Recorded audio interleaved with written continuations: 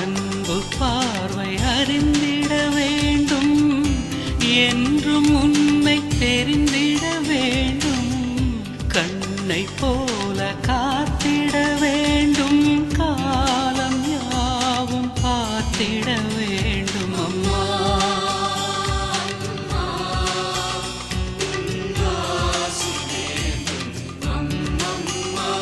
அம்மா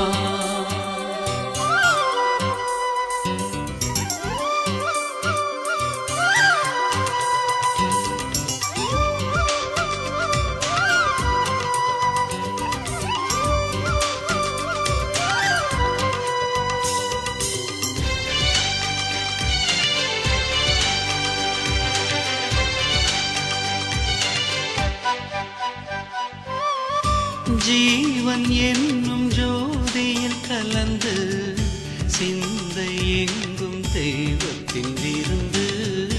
ஜீவன் என்னும் ஜோதியில் கலந்து சிந்தை எங்கும் தெய்வத்தின் விருந்து. காலை மாலை இரவிலும் நினைந்து கருணை என்னும் மழையினில் நனைந்து,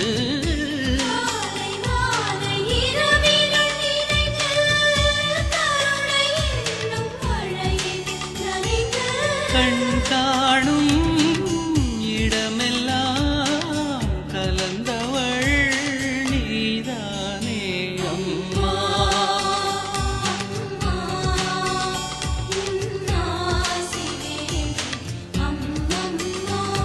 அம்மா அம்மா உன் ஆசி வேண்டும் அம்மம்மா அம்மா.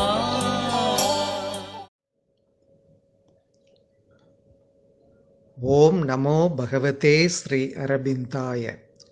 ஓம் ஆனந்தமயி சைதன்யமயி சத்தியமயி பரமே.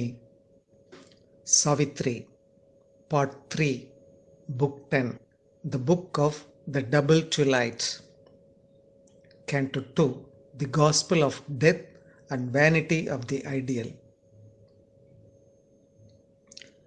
Then pealed the calm, inexorable voice, abolishing hope, cancelling life's golden truths, fatal its essence smote the trembling air. That lovely world swarmed thin and frail, most like some pearly evanescent favor gleam on the faint verge of dusk in moonless eves, prisoner of nature, many visioned spirit, thought's creature, in the ideal's realm enjoying thy unsubstantial immortality. The subtle, marvelous mind of man has feigned. This is the world from which thy yearnings come. When it would build eternity from the dust, man's thoughts feigns images, illusion rounds, prophesying glories it shall never see. It labors delicately among its dreams. Behold this fleeing of light-tasselled shapes, aerial raiment of embodied gods, a rapture of things that never can be born. Hope chants to hope a bright immortal choir. Cloud satisfies cloud, phantom to longing phantom. Leans sweetly, sweetly is clasped or sweetly chased. This is the stuff from which the ideal is formed. Its builder is thought, its base the heart's desire. But nothing real answers to their call. The idol dwells not in heaven nor on the earth, a bright delirium of man's ardor of hope, drunk with the wine of its own fantasy. It is a brilliant shadow's dreamy trial. Thy vision's error builds the azure skies. Thy vision's error drew the rainbow's arc. Thy mortal longing made for thee a soul. This angel in thy body thou callest love, who shapes his wings from thy emotions' hues, in a ferment of thy body has been born, and with the body that housed it, it must die. It is a passion of thy yearning cells. It is flesh that calls to flesh to serve its lust. It is thy mind that seeks an answering mind, and dreams a while that it has found its mate. It is thy life that asks a human prop to uphold its weakness lonely in the world, or feeds its hunger on another's life. A beast of prey that pauses in its prowl, it crouches under a bush in splendid flower, to seize your heart and body for its food. This beast thou dreamest immortal and a god. O human mind, vainly thou torturest an hour's delight to stretch through infinities, long, wide, and fill its formless, passionless gulfs, persuading the insensible abyss to lend eternity to perishing things, and tricks the fragile movement of thy heart with thy spirit's feint of immortality. All here emerges born from nothingness, encircled yet lost by the emptiness of space, while upheld by an unknowing force, then crumbles back into its parent knot. Only the mute alone can forever be. In the alone there is no room for love. In vain to clothe love's perishable mud, thou hast woven on the immortal's borrowed loom the ideal's gorgeous and unfading robe. The ideal never yet was real made, imprisoned in form that glory cannot live. Into a body shut, it breathes no more. Intangible, remote, forever pure, a sovereign of its own brilliant void, unwillingly it descends to earthly air to inhabit a wide temple in man's heart. In his heart it shines, rejected by his life. Immutable, bodiless, beautiful, grand and dumb, immobile on its shining throne, it sits. Dumb it receives his offering and his prayer. It has no voice to answer to his call, no feet that move, no hands to take his gifts. Aerial statue of the nude idea, virgin conception of a bodiless God. Its light stirs man the thinker to create an earthly semblance of diviner things. Its hued reflection falls upon man's acts. His institutions are its cenotaphs. He signs his dead conventions with its name. His virtues don the ideal's key robe, and a nimbus of the outline of its face. He hides their littleness with the divine name. Yet insufficient is the bright pretense to screen their indigent and earthy mag. Earth only is there, and not some heavenly source. If heavens there are, they are veiled in their own light. If a truth eternal somewhere reigns unknown, it burns in a tremendous void of God. For truth shines far from the falsehoods of the world. How can the heavens come down to unhappy earth, or the eternal lodge in drifting time? How shall the ideal tread earth's dolorous soil, where life is only a labor and a hope, a child of matter, and by matter fed, a fire flaming low in nature's grate, a wave that breaks upon a shore in time, a journey's toilsome trudge with death for goal. The avatars have lived and died in vain. Vain was the sage's thought, the prophet's voice. In vain is seen the shining upward way. Earth lies unchanged beneath the circling sun. She loves her fall and no omnipotence. Her mortal imperfections can erase, force on man's crooked ignorance heaven's straight line, or colonize a world of death with gods. O traveler in the chariot of the sun, high priestess in the holy fancy's shrine, who with a magic ritual in earth's house worshippest ideal and eternal love, what is this love thy thought has defied? This sacred legend and immortal myth, it is a conscious yearning of thy flesh, it is a glorious burning of thy nerves, a rose of dream splendor picturing thy mind, a great red rapture and torture of thy heart. Sudden transfiguration of thy days, it passes and the world is as before. A ravishing edge of sweetness and of pain, a thrill in its yearning makes it seem divine. A golden bridge across the road of the years, a God tying thee to eternity. And yet, how brief and frail, how soon is spent. This treasure wasted by the gods on man, this happy closeness as of soul to soul, this honey of the body's companionship, this heightened joy, this ecstasy in the veins, this strange illumination of the sense. If Satyavan had lived, love would have died. But Satyavan is dead, and love shall live a little while in the sad breast until his face and body fade on memory's wall, where other bodies, other faces come. When love breaks suddenly into the life, at first man steps into a world of the sun. In his passion he feels his heavenly element.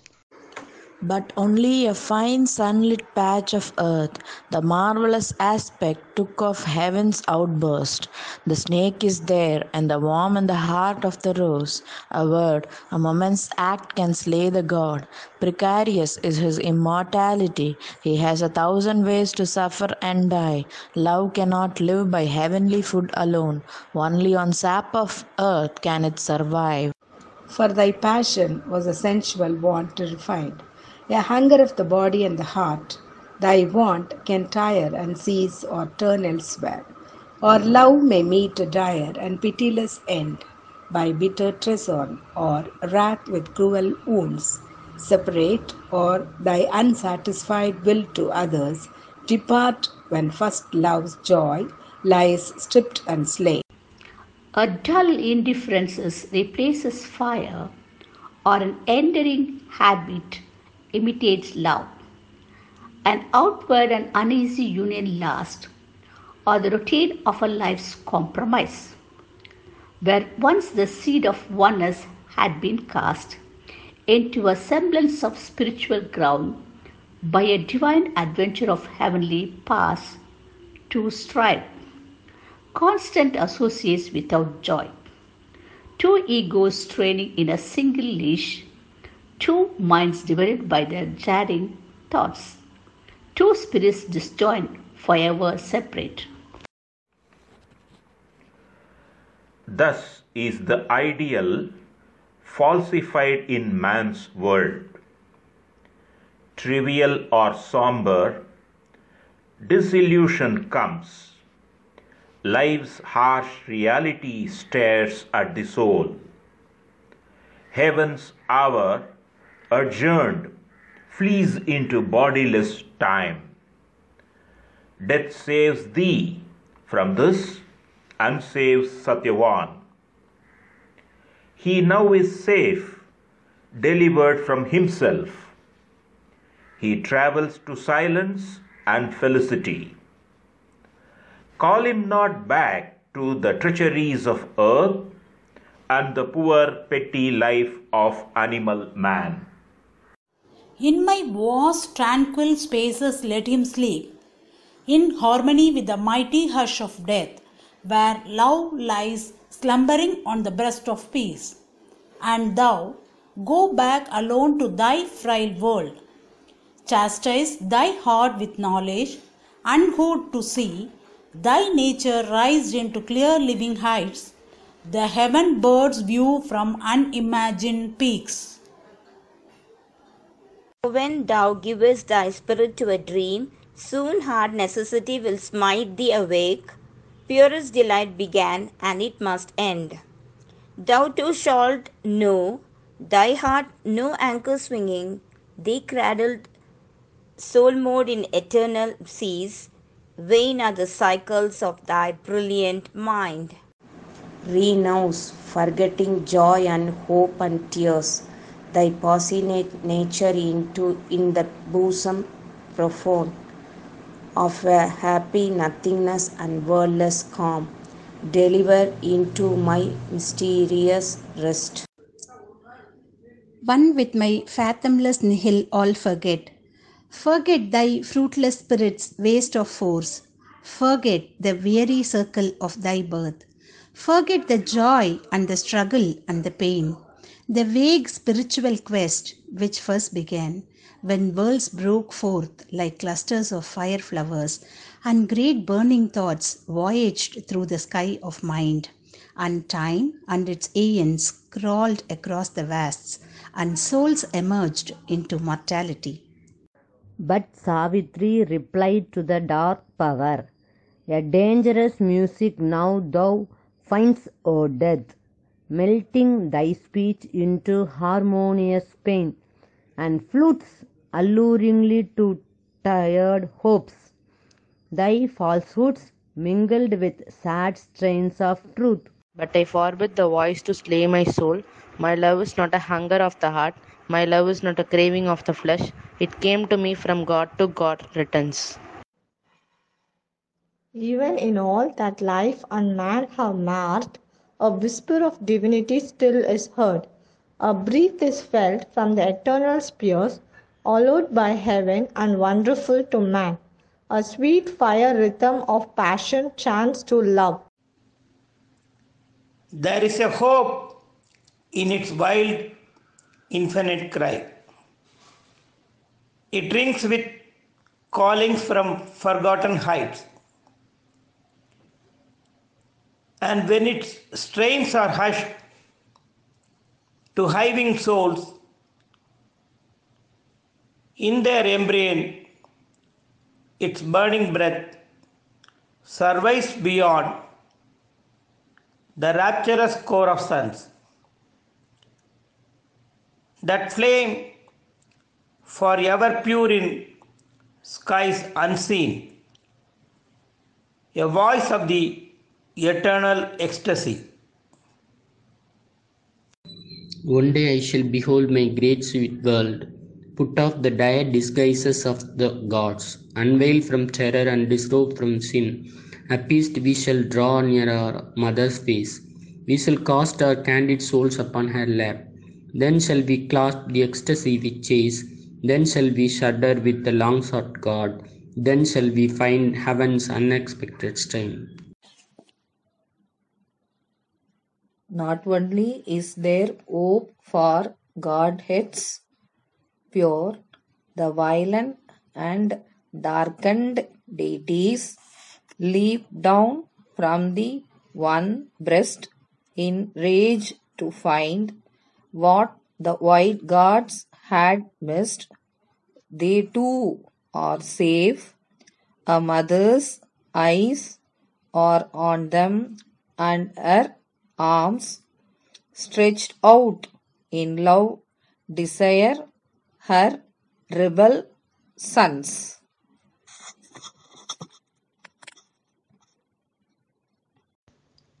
One who came, love and lover and beloved, eternal, built himself a wondrous field, and wove the measures of a marvelous dance. There in its circles and its magic turns, attracted he arrives, repelled he flees. In the wild, devious promptings of his mind, He tastes the honey of tears and puts off joy, repenting, and has laughter and has wrath, and both are a broken music of the soul which seeks out, reconciled, its heavenly rhyme. Ever he comes to us across the years, bearing a new sweet face, that is the old. His bliss laughs to us, or it calls concealed, like a far-heard unseen, entrancing flute, from moonlit branches in the throbbing woods, tempting our angry search and passionate pain. Disguised, the lover seeks and draws our souls. He named himself for me, grew Satyavan. For we were man and woman from the first, the twin souls born from one undying fire. Did he not dawn on me in other stars?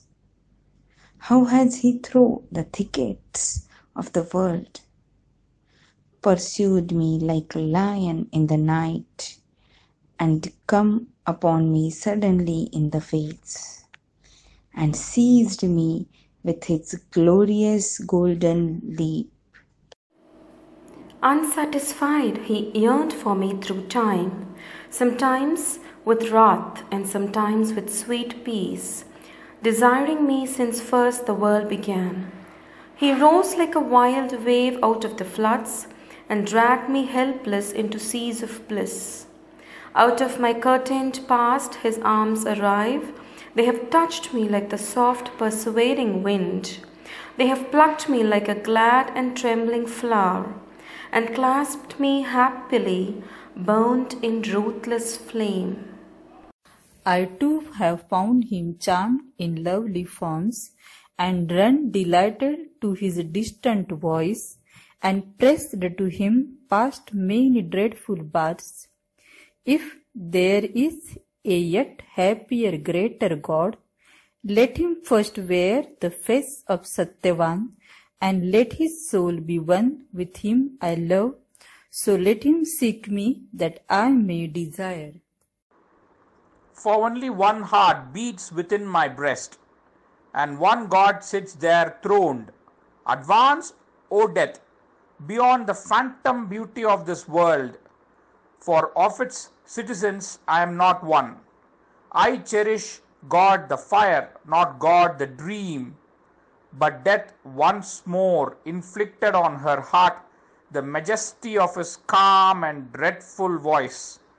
A bright hallucination are thy thoughts. A prisoner held by a spiritual God, of thy own sensuous will the ardent slave. Thou sendest eagle poised to meet the sun, words winged with the red splendor of thy heart. But knowledge dwells not in the passionate heart. The heart's words fall back unheard from wisdom's throne. Vain is thy longing to build heaven on earth. Artificer of ideal and idea, mind, child of matter in the womb of life, to higher levels persuades his parents' steps, inapt, they follow ill the daring guide. But mind, a glorious traveller in the sky, walks lamely on the earth with footsteps slow. Hardly he can mold the life's rebellious stuff, hardly can he hold the galloping hoofs of sense. His thoughts look straight into the very heavens. They draw their gold from a celestial mind. His acts work painfully a common ore. All thy high dreams were made by matter's mind, to solace its dull work in matter's jail, its only house where it alone seems true, a solid image of reality, carved out of being to prop the works of time. Matter on the firm earth sits strong and sure.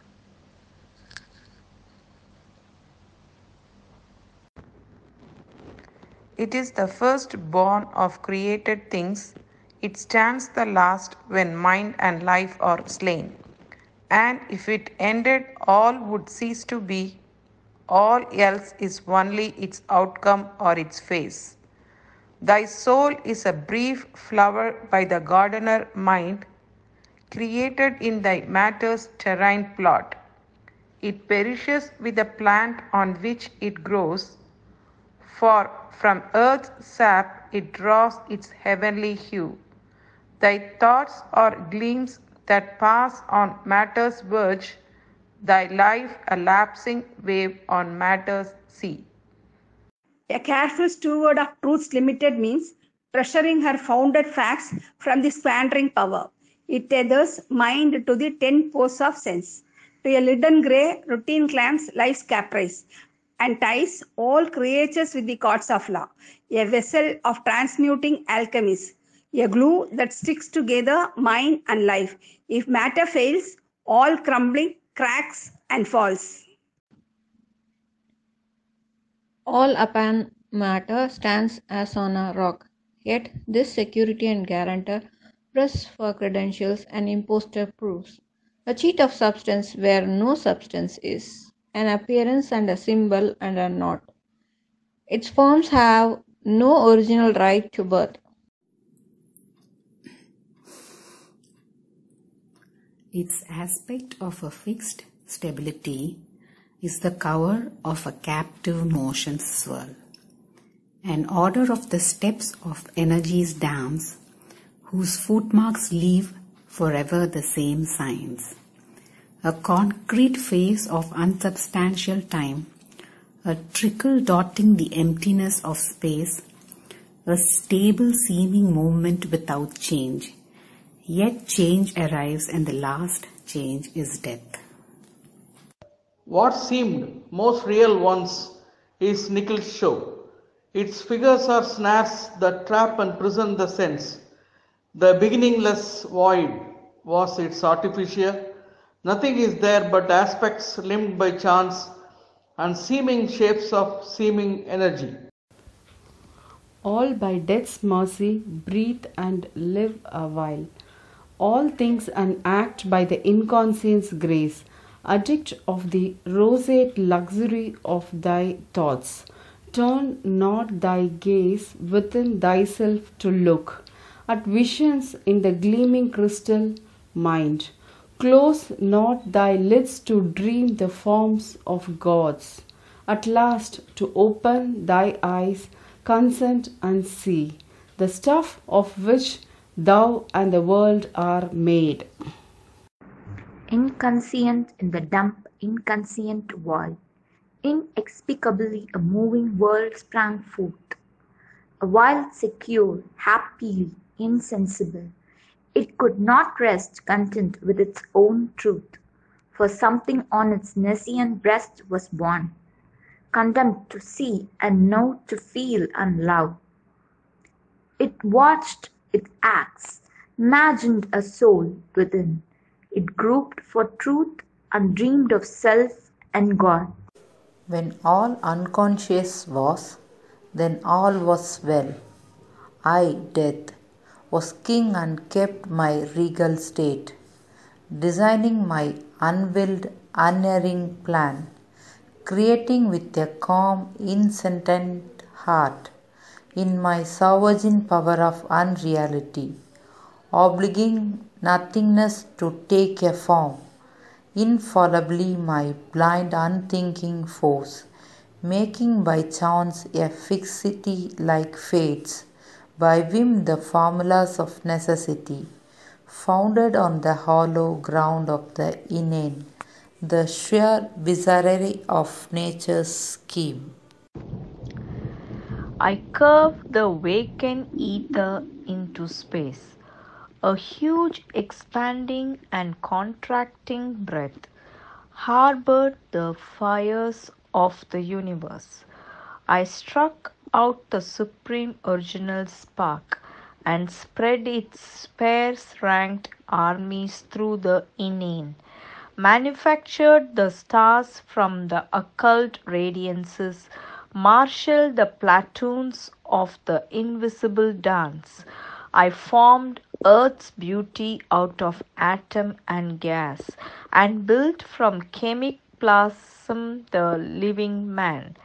Then thought came in and spoiled the harmonious world. Matter began to hope and think and feel. Tissue and nerve bore joy and agony. The inconscient cosmos strove to learn its task. An ignorant personal God was born in mind, and to understand invented reason's law. The impersonal vast throbbed back to man's desire. A trouble rocked the great world's blind still heart, and nature lost her wide immortal calm. Thus came this wrath, incomprehensible scene, of souls immersed in life's delight and pain, and matter's sleep and mind's mortality, of beings in nature's prison waiting death, and consciousness left in seeking ignorance, and evolution's slow arrested plan. This is the world in which thou movest astray, in the tangled pathways of human mind, in the issueless circling of thy human life, searching for thy soul and thinking God is here. But where is room for soul or place for God in the brute immensity of a machine?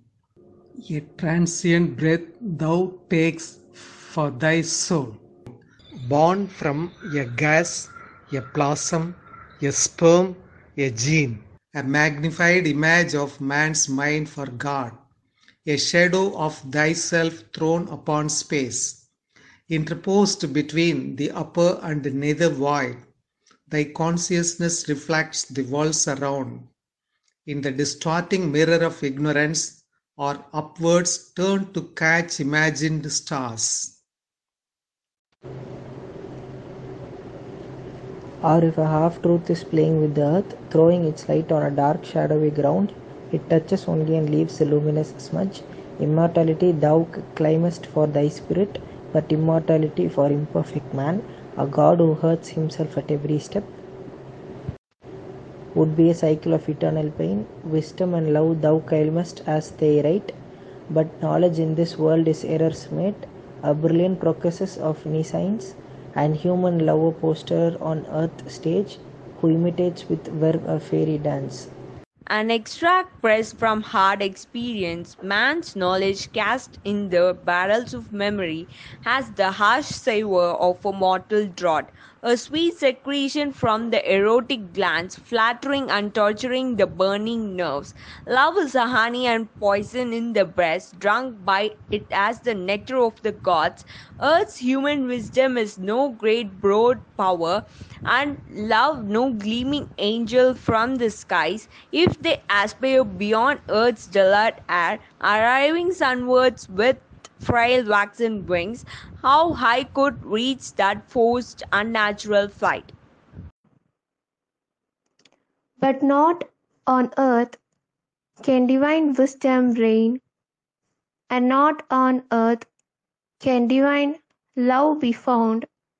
Heaven born, only in heaven can they live, or else there too perhaps they are shining dreams. Nay, is not all thou art, and doest a dream? Thy mind and life are tricks of matter's force. If thy mind seems to thee a radiant sun, if thy life runs a swift and glorious stream, this is the illusion of thy mortal heart, dazzled by a ray of happiness or light. Impotent to live by their own right divine, convinced of their brilliant unreality, when their supporting ground is cut away, these children of matter into matter die. Even matter vanishes into energy's vague, and energy is a motion of old naught. How shall the ideal's unsubstantial hues be painted stiff on earth's vermilion blur? A dream within a dream come doubly true. How shall the will or the wisp become a star? The ideal is a melody of thy mind, a bright delirium of thy speech untaught, a strange wine of beauty lifting these to false sight.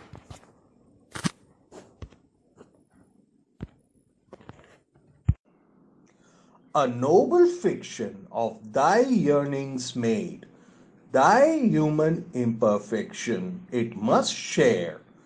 Its forms in nature disappoint the heart, and never shall it find its heavenly shape, and never can it be fulfilled in time.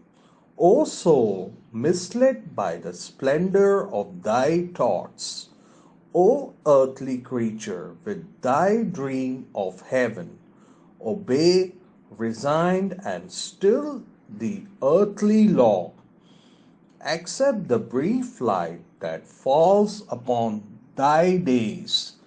Take what thou canst of life's permitted joy, submitting to the ordeal of fate's scourge. Suffer what thou must of toil and grief and care. There shall approach, silencing thy passionate heart, my long calm night of everlasting sleep. There into the hush from which thou canst retire. End of Canto 2. End of Book 10. Om Namo Bhagavate Shri Arvindaya. Om Anandamayi Chaitanyamayi Satyamayi Parame.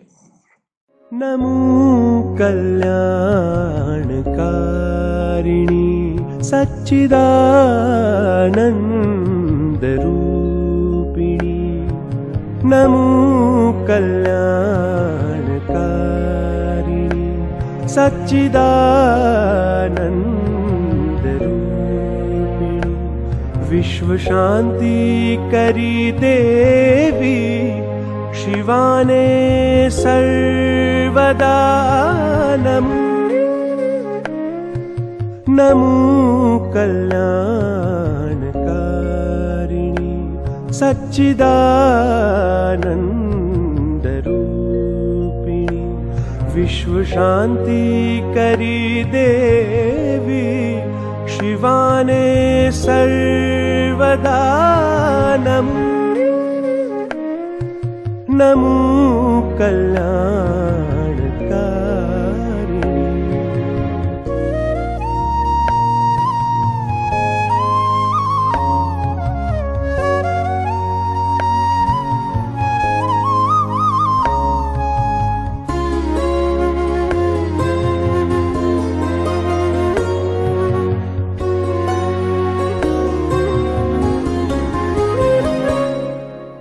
देखी माँ पदरेणु निकांति नेत्र ढली पड़ा. देखी माँ पदरेणु निकांति नेत्र ढली पड़ा. तो पछी मुखनी कांति हसे केवीक चिन्मुदा. नमो कल्याणकारिणी सच्चिदानंद रूपिणी. नमो कल्याण